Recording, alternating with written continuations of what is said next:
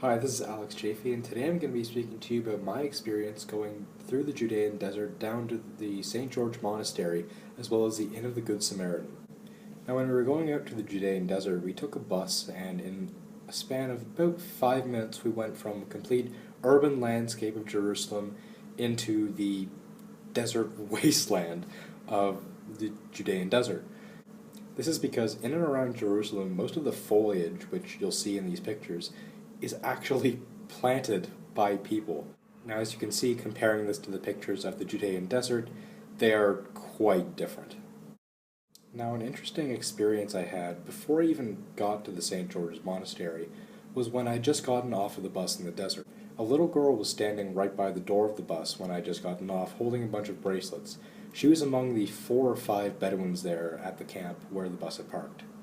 Now, I don't know much history about the Bedouin people, but judging from that day, as well as a few other days, it seems as though their primary source of income is selling little trinkets to travelers, tourists, when they come to these sites.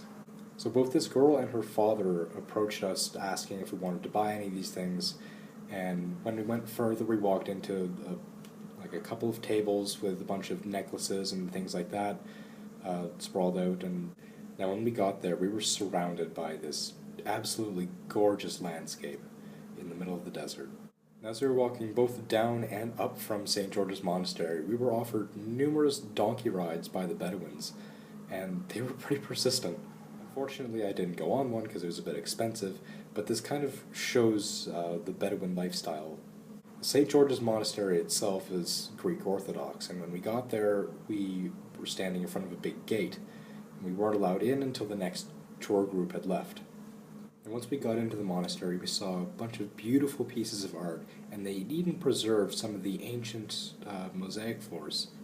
Now, as we were waiting for everyone to use the bathroom so we can leave, we were given freshly ground coffee by the monks, and that was some of the best coffee I've ever had. So with St. George's Monastery done, we hiked back up to the bus and took that to the Inn of the Good Samaritan. Now, at the Inn of the Good Samaritan, we saw tons of mosaics. Now, all of the mosaics were really cool, but what was really interesting was the stuff on the Samaritan community itself. What I didn't know is that there is still a Samaritan community living today that I believe is close to Tel Aviv. This is really interesting because while they are Jewish, they have practices that differ from mainstream Judaism. That's all for my blog today. Thank you for watching.